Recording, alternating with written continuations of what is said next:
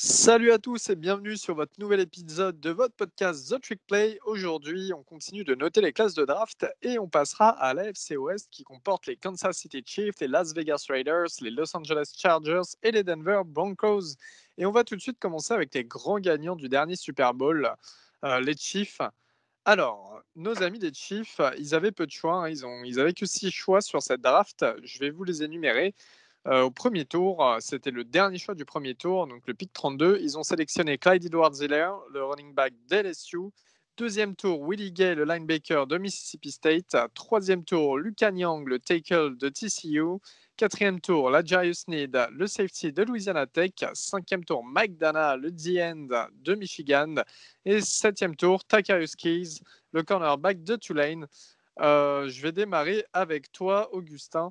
Qu'est-ce que tu as pensé? Comment tu la notes, cette classe de draft des Chiefs?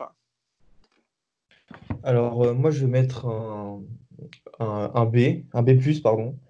Euh, J'aime bien le choix de Clyde Edwards-Helaire, qui est le choix, comment dire, Mahomes compatible. Ça fera une cible de plus pour lui, parce que Clyde Edwards-Helaire, parmi tous les running backs de cette QV, c'est celui qui réceptionne le mieux. Donc, oui, c'est le running back qui fit le plus avec Mahomes. Euh, Après, on savait qu'il y avait des gros nids en cornerback. Je pense qu'en 32, il y avait des bonnes affaires à faire, il y avait des bons joueurs à prendre. Mais bon, est-ce qu'on va leur reprocher de continuer à mettre le paquet sur l'attaque et de délaisser un petit peu la défense? C'est comme ça qu'ils ont gagné un Super Bowl, alors je vois pas le problème de continuer en ce sens-là. Euh, Lucas Niang au 96e choix, c'était un très bon pick. Voilà, genre, il va s'intégrer dans la rotation et devenir titulaire bientôt. Donc moi, je mets la note de B+. Très bien, je te remercie. On va passer à toi, Guillaume. Alors, moi aussi, j'ai mis la note de B+. La draft des Chiefs, ça a été vachement compliqué, comme tu l'as dit, vu qu'ils avaient que le 6 picks. Mais je trouve qu'ils s'en sont vraiment pas mal sortis, à part le petit need de cornerback qui aurait pu être adressé un peu plus tôt qu'au 7e tour. Mais ouais, comme tu l'as dit, Clyde Edwards-Helaire, Superman, donc ça va être parfait avec le jeu des Chiefs, qui est d'ailleurs Edwards qui a apparemment été le pick, même pas pour Mahomes, mais entre guillemets de Mahomes, car c'est lui quand on lui a demandé, il a tout de suite dit Clyde. Et j'aime bien aussi Willie Gay au second tour, avec le 31e choix du second tour, vu qu'ils n'ont pas re-signé Reggie Ragland et Darren Lee. Donc je pense qu'il va pouvoir, il est très rapide, il fait 6-1, donc niveau taille, ça va pour un linebacker. Il est très bon contre la course, donc ça, c'est ce qui leur manquait un petit peu, je trouve, l'année dernière. Donc je pense qu'il va pouvoir assez rapidement prendre une place de titulaire. Et donc voilà, pour moi, c'est une plutôt bonne classe avec très peu de choix. Donc B+. Merci beaucoup. Toi, Valentin. Je leur mets la note de B+. Euh, j'ai juste un petit problème, c'est avec le choix de McDonough, le defensive end de Michigan, qui pour moi a de grandes chances de ne pas faire le roster. Ils auraient peut-être pu prendre un cornerback à ce moment-là. Après, il y a Darius Sneed de Louisiana Tech, le safety. Il a joué cornerback aussi un petit peu, donc il pourra peut-être dépanner, même si je pense que son poste préférentiel est vraiment safety. Je pense que c'est une, une classe assez homogène pour les Chiefs et ils se renforcent bien avec des titulaires dès cette année. Ok. Et pour toi, Robin? Alors pour moi, je vais être un peu plus optimiste, je vais donner la note de A-. J'aime beaucoup le pick Clyde Edwards-Helaire. C'est un pick qui était un peu surprenant, surtout que c'est le premier running back à être parti du board. Mais c'est, comme vous l'avez dit, il fit le schéma de jeu à 100% et ça va être le nouveau meilleur pote de Patrick Mahomes. J'ai un peu de questions sur le pick Willie Gay, parce que Willie Gay, il y a des problèmes de comportement. Il a manqué 8 matchs, 8-10 matchs pour suspension. Il a frappé un coéquipier aussi, il me semble. Enfin, c'est un peu un cas lui-même, mais s'il y a bien quelqu'un qui peut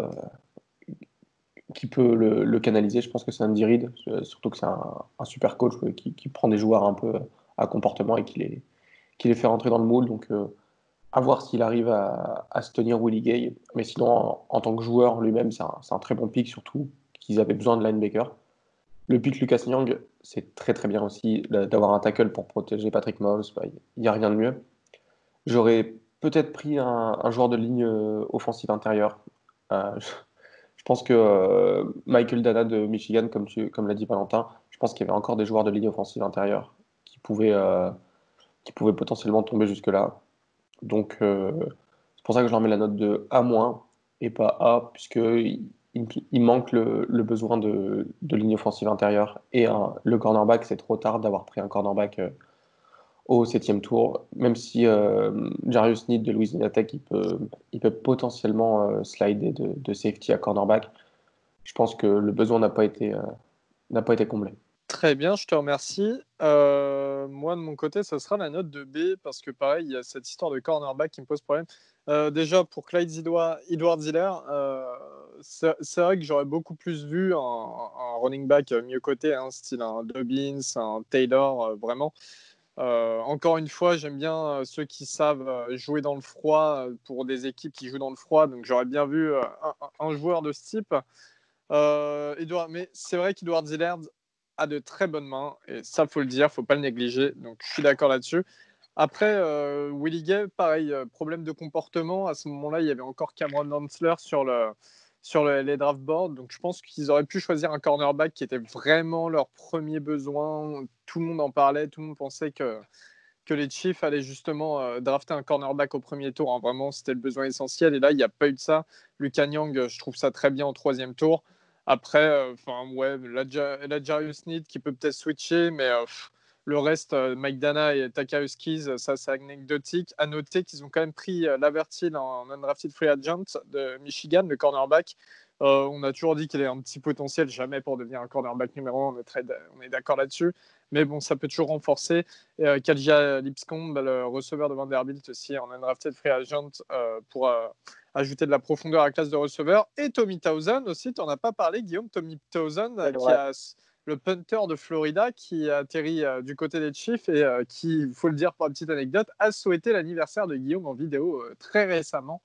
Donc voilà.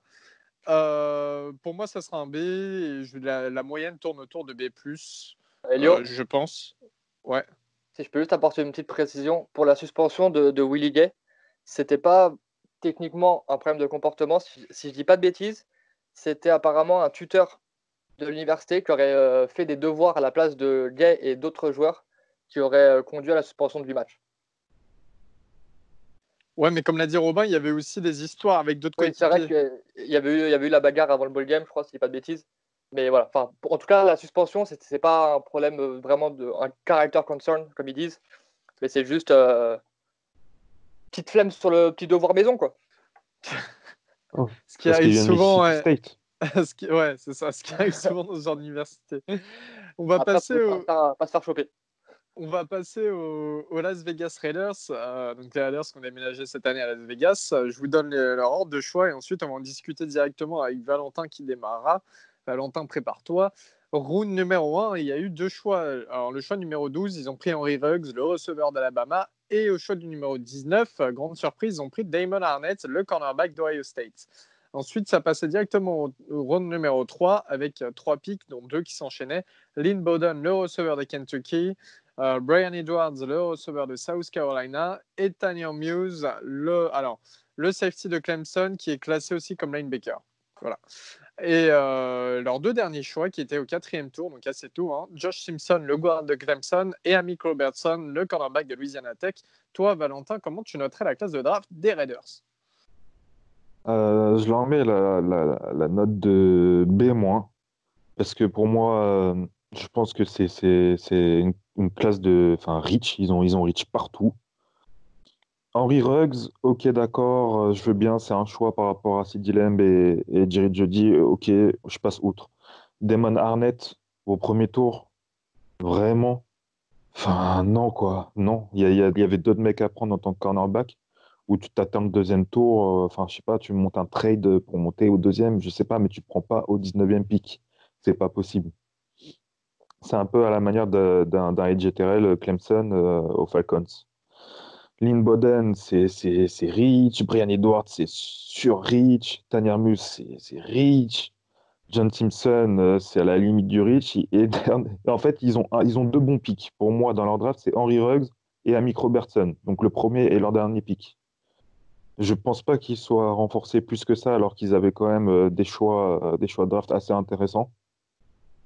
Je pense qu'ils ont fait un peu du John Gruden, du Big Cock Mayuk, quoi, en gros.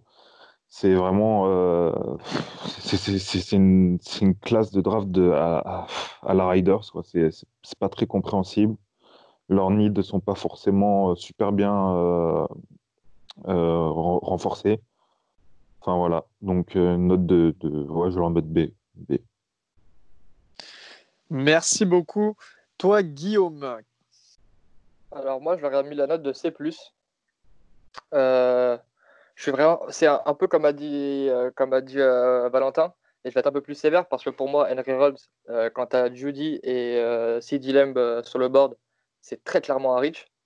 Damon Arnett, pareil. Lynn Bowden, pour moi, je l'ai vu pas mal jouer du coup, et tu joues à Kentucky contre Mediators. Et en NFL, je vois pas plus qu'un gadget player. Et un gadget player au milieu de troisième tour. J'ai un peu de mal, on va dire. Quand c'est Perry de Navy en fin de draft, ça me dérange pas. Là, au troisième tour, quand tu as en plus pas beaucoup de picks, tu en as 7. Enfin, c'était dans la moyenne du coup, mais voilà. C'est très clairement un reach. Brian Edwards, pareil. Mais par contre, moi, j'aime bien les deux derniers choix. Donc, John Simpson, le garde de Clemson, et Amik Robertson, comme tu l'as dit. Donc, voilà, j'aurais bien aimé peut-être un petit linebacker en plus, quelque par là-dedans, et à la place de Brian Edwards, par exemple. Mais voilà, moi, j'en mets C+. Pas fan de cette draft. Merci, Guillaume. Toi, Augustin. Alors, moi, je mets un C+. C'est un mix des arguments de Guillaume et de Valentin. Henry Ruggs, il n'y a pas de problème. C'est un choix qui se comprend tout à fait, même si tu passes si tu aimes Jerry Jeudy. Leur meilleur pick, c'est Amik Robertson, le cornerback de Louisiana Tech. Les autres picks d'après, Damon Arnett, enfin, je veux bien concevoir, enfin, je le conçois totalement, et d'ailleurs, on n'a pas du tout la prétention d'avoir la source infuse, de savoir ce que vaut un joueur mieux qu'un GM, mais quand tu prends Damon Arnett en 19, avec tous les joueurs qui restaient, enfin, je me demande qu'est-ce qui tombe pas rond, ou alors qu'est-ce que les Raiders ont vu, mais que tous les insiders et toutes les autres franchises n'ont pas vu. Parce que à vrai dire, c'est le pic de la draft qui a le choqué le plus de monde. Et je pense que c'est le pire pic de toute la draft 2019, de tous les 7 tours. Donc voilà, encore un Raiders pick. Tous les picks d'après, tous les picks du troisième tour, je trouve que c'est des mauvais picks. Tanner Muse, quant à Quaven Wallace, son compère de Clemson, que je trouve bien meilleur. Je trouve que c'est un reach énorme aussi. John Simpson, c'est 12 joueurs, rotation de rotation. Voilà, une draft à la Raiders. Si ça se trouve, ils vont faire taire dans 2 ans, mais comme chaque année, tu as l'impression que c'est n'importe quoi. Donc je mets la note de C. Merci à toi. Pour toi, Robin. Alors pour moi, je vais être un peu plus généreux, je vais leur donner la note B-. Euh, Spécialement pour les deux picks, Henry Ruggs et Amik Robertson. Henry Ruggs avec le choix 12. Ok, c'est le premier receveur à partir et tout le monde se dit oui, c'est Jerry Jeudy et CeeDee Lamb. Sauf que c'est totalement ce qu'ils avaient besoin. C'est un joueur qui va étirer le terrain et qui va pouvoir permettre à d'autres receveurs de faire des tracés plus bas. Sinon, le pick Amik Robertson, c'est le style de la draft pour moi au quatrième tour avec le choix 139. Par contre, ils ont fait le style de la draft, mais d'un autre côté, ils ont fait le reach de la draft avec Damon Arnett. Damon Arnett, c'est un troisième tour pour moi. Dans tous les mocks, on le voyait à la rigueur fin de deuxième, début troisième, mais pour moi, c'est un troisième. Il était cornerback numéro 2 à l'université. Donc, c'est-à-dire qu'il n'a jamais eu à couvrir les meilleurs receveurs. C'est toujours Jeff Okudah qui s'en occupait. C'est-à-dire que quand il va arriver en NFL, on ne saura pas ce qu'il vaut contre des receveurs, des top receveurs. Et surtout qu'en Big Ten, ça court plus. Sachant que ce qui est pas mal avec Damon Arnett, c'est qu'il n'a pas peur d'aller au plaquage. Donc ça, c'est plutôt cool. Mais dès qu'il se fait battre, il va faire des holdings, des passes interférences. Donc, je pense que c'est le pire pick de la draft, comme vous l'avez dit.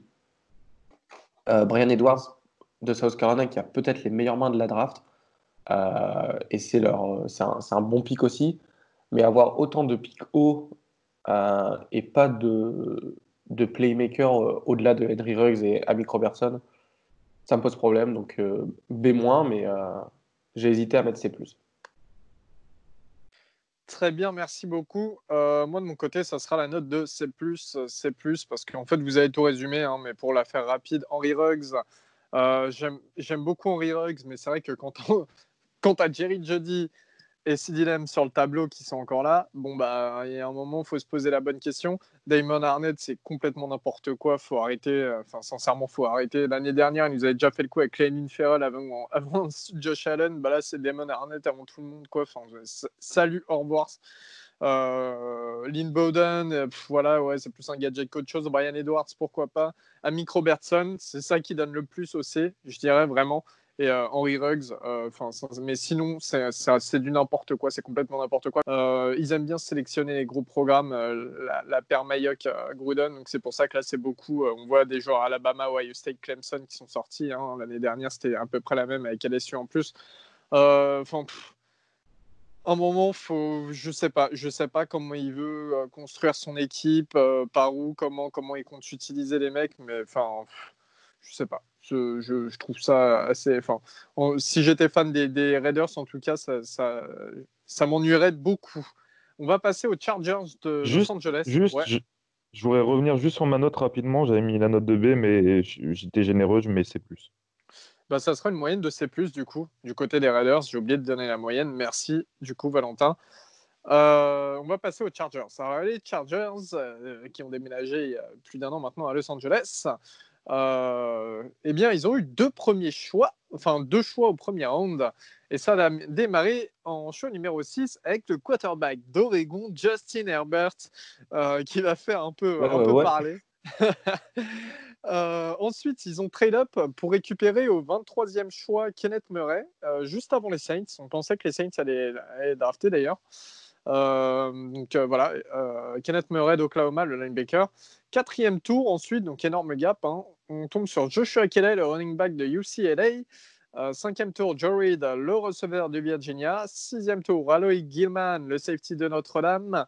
Et 7e tour, KJL, le receveur d'Ohio State. On va démarrer avec toi, Robin, parce qu'on sait que tu vas parler un peu plus des autres. Tu as une affection particulière pour les Chargers et en plus de ça, pour Justin Herbert.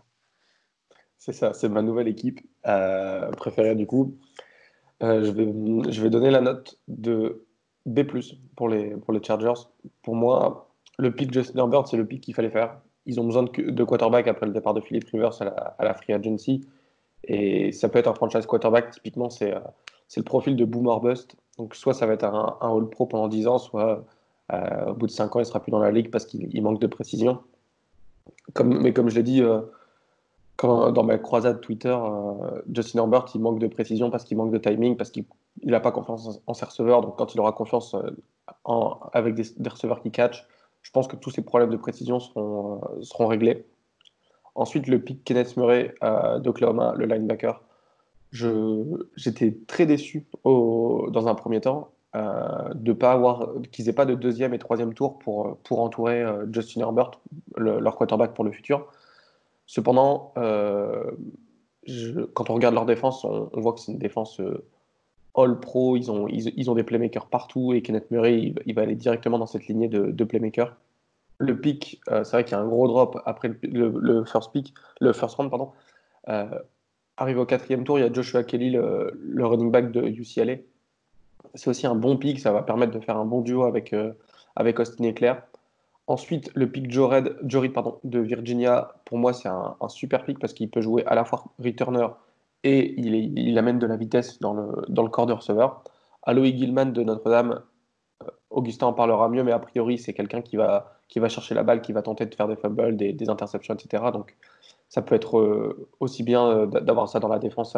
Et ensuite, KJ Hill, aussi encore un receveur speedster de Ohio State. Il va pouvoir étirer le terrain et permettre un meilleur running game et un meilleur passing game En soi, c'est une bonne draft. Je suis un peu frustré de ne pas avoir pris de joueurs de ligne offensive, surtout que c'était le besoin. Free agency, ils ont pris Brian Boulaga, ils ont tradé pour Turner, le guard, donc ils sont quand même, ils sont pas non plus sans rien. Mais je pense qu'il y avait quand même des choses à faire avec des quatrièmes tours, à la place de Joshua Kelly, de prendre un guard ou un tackle. Mais c'est quand même un bon pick. Donc voilà, c'est pour ça que je leur donne cette note de B+. Et je suis plutôt content de cette draft en général. Je te remercie pour ton analyse, merci beaucoup. Toi, Augustin, qu'est-ce que tu en as pensé de la draft des Chargers? Alors, moi, j'ai beaucoup aimé leur draft. Elle est cohérente. Oui, évidemment, bon, je vais pas revenir sur le pick Herbert. En a très bien parlé. Moi, je vais plutôt parler d'Aloui Gilman, que j'aime beaucoup. Alors, Aloui Gilman, c'est le safety de Notre-Dame. Il joue strong safety comme Derwin James. Et je pense que ça peut être un super genre de rotation et qui pourra aspirer à plus dans le futur. Euh, il a une capacité comment dire, de playmaking, d'arracher les ballons qui n'est pas négligeable dans une défense. Et mention spéciale à Kidji Hill, qui est pour moi le style de la draft. Avoir Kidji Hill en 220, c'est une chance absolue. Il vient compléter un super duo de receveurs. J'aime beaucoup. Donc, je mets la note de A. Ouais, c'est ça. Merci beaucoup. Pour toi, Guigui de Floride. Bah, moi, je vais être beaucoup plus sévère que tout le monde là. Parce que moi, je leur ai mis la note de C+. Je suis vraiment pas fan de cette draft class. Ouh, la controverse est de retour. Vas-y. Ouais, je suis vraiment pas fan. Bon, Justin Herbert, c'est le pick à faire de toute façon. Pour moi, le seul le petit bémol que j'ai, c'est est-ce qu'il va pouvoir starter ou non? Est-ce qu'il il va lui falloir du développement? Ça, pour moi, c'est sûr. Et comme disait Robin, il n'avait pas franchement confiance en ses receveurs à Oregon. Les Chargers, là, à part Keenan Allen, moi, je suis pas fan de Williams. Pour moi, il va pas avoir beaucoup plus de confiance dans ces receveurs-là. Rajouter Joe Reed et KJ Hill, c'est bien, mais pour moi, ça va pas suffire, surtout s'il start Day One. Et j'ai un peu peur qu'il se fasse bouffer sa première année et que du coup, ça parte un peu en autre boudin, toute cette histoire. Kenneth Murray, pour moi, c'était vraiment pas un need. Il y avait d'autres needs et encore des joueurs sur leur need de dispo si tu veux vraiment monter en 23. Et après, t'as pas de pick tour 2, t'as pas de pick tour 3, surtout derrière ça. Donc pour moi, c'est très très cher pour ce que c'est et pour ce que ça va améliorer ton équipe. Mais après, KJ Hill au tour 7, j'aime beaucoup. Mais pour moi, c'est pas suffisant pour faire remonter plus que ça la note. Juste pour te répondre 30 secondes, Anthony Lynn, le coach des Chargers, il a dit que Herbert starterait pas Day One, ça serait Tyrod Taylor. Bah, tu vois, pour moi, quand tu as peu de picks comme ça, mettre ton premier tour, 6e choix, dans un mec qui ne startera pas, bah, ça me fait. Sur le fond, c'est bien. Mais après, sur ma note que je mets moi, ça impacte forcément. En fait. Quand tu as le 6e choix, pour moi, il faut que tu aies un mec qui t'arrive et qui impacte directement ton équipe et qui la transcende. On est d'accord, surtout que. C'est pour ça qu'en fait, ma note est très clairement plus sévère que la vôtre. Donc voilà, c'est juste pour t'expliquer. Valentin, pour toi? Je vais être un peu comme Guillaume, je vais mettre la note de B-. Euh, j'aime beaucoup les gars qu'ils ont draftés, surtout Joshua Kelly, mais j'ai un problème. Enfin, pour moi, Kenneth Murray, je comprends qu'ils doivent remplacer, je crois que c'est Denzel Perryman, leur linebacker qui est en fin de contrat la saison prochaine. Mais enfin, clairement, quand tu as T. Higgins, Denzel Mims qui sont dispo encore en 23, tu prends pas Kenneth Murray. Tu attends l'année prochaine pour prendre un linebacker ou tu en prends un plus tard. Parce que là, tu prends Joe Reed, il est très bien, c'est très bien, c'est un bon receveur. Mais c'est pas le receveur du futur pour les Chargers. Et pour moi, tu pouvais mettre un linebacker à la place de Joe Reed et qui peut-être aurait été un style, je sais pas. Mais Kenneth Murray, pour moi, tu prends pas à ce moment-là, tu prends un receveur et tu attends l'année prochaine pour drafter plus haut un linebacker ou la free agency, peu importe. Moi, c'est vraiment ça qui fait, c'est vraiment ce pic-là qui fait baisser ma note. Sinon, après, j'aime bien les gars qui ont été draftés, mais pour moi le choix 23. Ils avaient la chance d'avoir deux pics dans le premier tour et ils sont vraiment bien foirés sur sur ce pic-là. Alors pour moi, ça sera un bon B+. Un bon B+, parce que les gars, il faut aussi regarder la free agency qu'ils ont fait, les Chargers. Hein. Ils sont renforcés, ils ont pris un guard, ils ont pris Trey Turner des Panthers, ils ont pris Brian Bulaga, le tackle des Packers. Ils ont aussi pris Linval Joseph, le defensive tackle des Vikings. Donc ce sont quand même des grosses signatures. Et bien entendu, ils ont pris Chris Harris, le cornerback des Broncos. Faut pas oublier tout ça, qu'ils n'ont pas besoin de 10 000 choix de draft. Si c'est pour... Encore une fois, je préfère la qualité à la quantité, perso. Et je pense qu'ils sont très bien renforcés par la free agency, il ne faut pas l'oublier.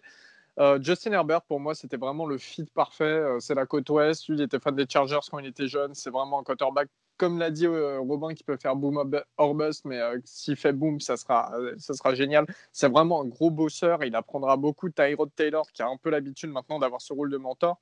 Et en plus de ça, je pense qu'il est dans la bonne équipe pour apprendre. Herbert, il n'a pas de pression, mais il n'a pas de pression de public notamment, faut le dire.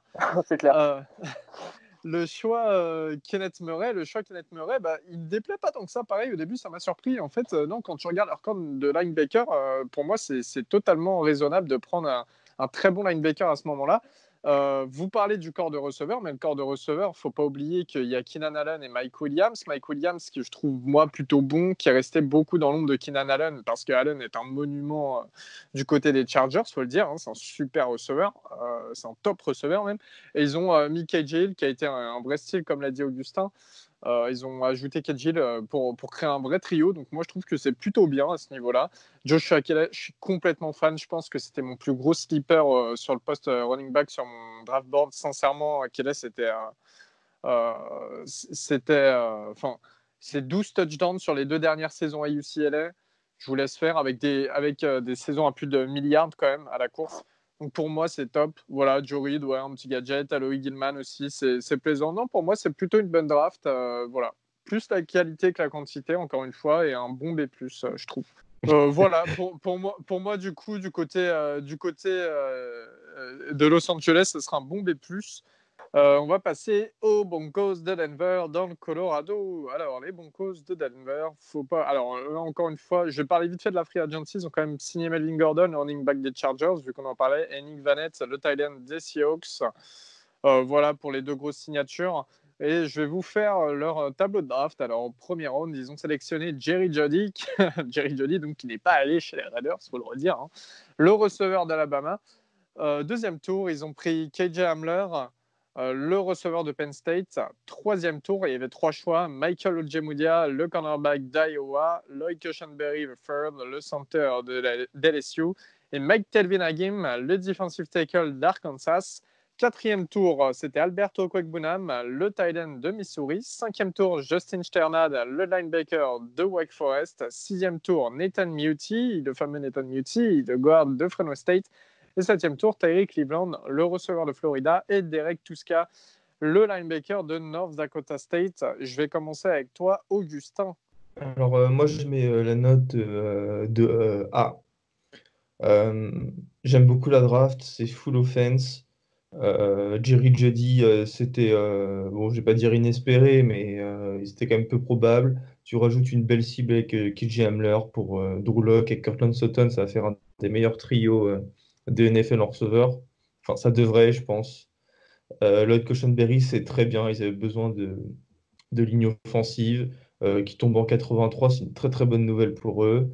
Ils rajoutent un tight end à Noah Fent, Albert Ogbunam, là, le tight end de Missouri. J'aime bien aussi le pick de l'outside linebacker de Wake Forest, Justin Sternad, bref, je ne sais pas comment on prononce. Lui aussi, il pourra faire des belles choses. Il va se former avec Von Miller et Bradley Chubb. Il y a pire. Je trouve que c'est une draft cohérente. Tu donnes des moyens à Drew Lock, qui a montré des belles choses l'an passé. Et ça y est, tu montes ta nouvelle philosophie, quoi. Les Broncos, pendant des années, c'était la défense. Maintenant, c'est l'attaque. Super, merci beaucoup, Augustin. Toi, Valentin, qu'est-ce que tu en as pensé des Broncos? Bah, je leur mets la note de A-. Je regrette juste qu'il n'y ait pas eu de pick sur la O-line.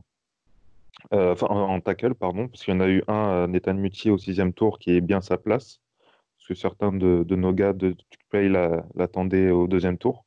Mais finalement, il est bien tombé à sa place. Voilà, ça c'est une petite pique gratuite. Et sinon, je ne veux pas revenir. Non, c'est une très bonne draft, très homogène, avec dans les 4 premiers tours que des starters. Peut-être McTelvin Agim qui sera dans un premier temps dans la rotation. Albert Okwekbunam, bon, pareil, ils joueront sûrement beaucoup de schémas à deux tight ends. Mais une très bonne draft. Voilà, une très bonne draft. Merci Val. Toi, Guigui. Moi, je vais leur mettre la note de A+. Je suis vraiment fan absolu de cette draft. Ils ont pris je crois que c'est Augustin qui a fini en disant ça. Ils ont pris un parti pris, ils ont tenu, c'est tout pour l'attaque.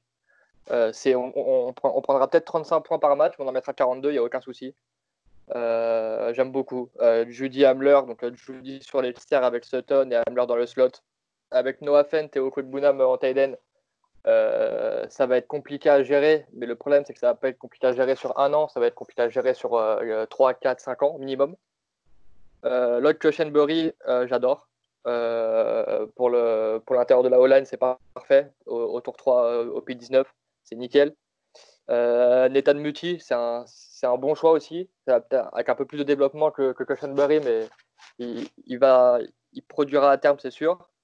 Après, moi, mon petit Eric Cleveland, le receveur de Florida, je pense qu'il va faire le cut, malgré la pléthore de receveurs qu'ils ont. En particulier grâce à ses capacités sur Special Team. Sachant que lui et Evan Jefferson, qui étaient quasiment nos receveurs 1 et 2 cette année, étaient aussi nos gunners sur punt et qui nous ont fait énormément de bien. Donc ça, c'est un avantage qu'il va avoir sur d'autres joueurs qui n'auront peut-être jamais ou peu joué sur Special Team pendant leur carrière. Parce qu'en général, les stars ne jouent pas sur Special Team ou à la Joey Turner. En tout cas sur les skills position. Et donc voilà, je pense que sa polyvalence là-dessus en Special Team va le faire le cut. Donc c'est un pick intéressant au 7e choix avec les picks compensatoires. Donc voilà, je suis vraiment fan de cette draft. Pareil, elle est peut-être, si je veux être un peu chiant, un petit tackle, ça aurait été pas mal, mais moi j'ai aucun souci. Merci beaucoup Guillaume. Moi je vais pour cette draft. Allez, je mets la note de A-. A-, Jerry Jeudy, c'est parfait. Hein. C'était celui qui était classé comme meilleur receveur de la draft, en tout cas en concurrence avec CeeDee Lamb. KJ Hamler, pareil, ça continue de renforcer, de donner des très grosses armes pour Drew Lock. Michael Ojemudia, je suis moins fan, apparemment. Donc, à ce qui paraît, ça sera un bon fit dans la défense de Vic Fangio. Mais bon, pour moi, il aurait pu descendre plus bas. Et à ce moment-là, j'aurais jamais été prendre Mike Telvin Agim au pick 95. Au moment d'Ojemudia, c'est le pick 77. J'aurais pris Ross Blacklock aussi. Neville Gallimore, pardonnez-moi. Neville Gallimore, sincèrement, pour moi, qui était beaucoup mieux que prendre Ojemudia, puis McTelvin Agim, le defensive tackle d'Arkansas. Donc voilà, ça, je suis pas très fan de ce choix-là. Lloyd Cushenberry, c'est un très bon choix sur la O-line. Albert Okwekbunam, je suis fan du choix, je suis totalement fan. Ça fait une doublette Fant Okwekbunam au poste de Thailand. Et surtout, Okwekbunam, il faut savoir que c'est en grande partie grâce à lui que Drew Lock a vraiment été bon à Missouri. Et c'est en grande partie grâce à Drew Lock que Okwekbunam a été très bon à Missouri. Et qu'il y a plus d'un an, il était considéré comme un futur premier tour. Malgré ça, il est redescendu dans les tableaux de draft cette année parce qu'il n'y avait plus de Drew Lock au poste de quarterback, il faut le dire. Nathan Muti, j'aime bien le choix, surtout au 6e tour. C'est très très bien en garde. Terry Cleveland, voilà, Guillaume vous a fait la description. Non, pour moi, c'est un bon à moi. Ça renforce très bien les Broncos même sur les postes où ils avaient besoin. Faut pas oublier que j'ai aussi oublié de le dire au tout début en présentant les Broncos, mais Djibouye aussi qui est arrivé au poste de cornerback et du côté de Denver. Donc pour moi, l'équipe est quand même très complète et prétendante à aller en playoff. Peut-être cette année, peut-être pas, mais en tout cas, dans les 2 ans, c'est sûr qu'ils y sont et qu'ils peuvent enquiquiner beaucoup d'équipes. Toi, Robin, j'ai pas l'habitude de te faire passer en tout dernier. Robin, dis-moi ce que tu as pensé de la draft des Broncos. Alors tout a été dit, je vais être très rapide. Je vais rejoindre Guillaume sur le fait que pour moi c'est A+ cette draft. Ils avaient des needs en receveur, en cornerback, dans la O-line. Ils ont adressé tout ça. Le pick Jerry Jeudy, c'est presque inespéré de le voir tomber en 15 puisqu'on pensait qu'il allait partir chez les Raiders ou avant chez les Jets. Le pick KJ Hamler, c'est un pick de luxe pour moi au deuxième tour, mais ça marche quand même bien. Sachant qu'à la Free Agency, ils ont quand même signé Graham Glasgow, qui est centre guard, mais qui va jouer guard. Ils ont pris running back Melvin Gordon aussi. Ils ont pris un tight end et ils ont pris un cornerback.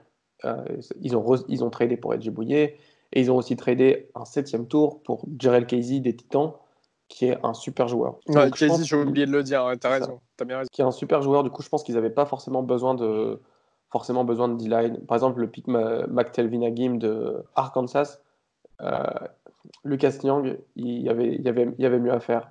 Il y avait Lucas Niang derrière.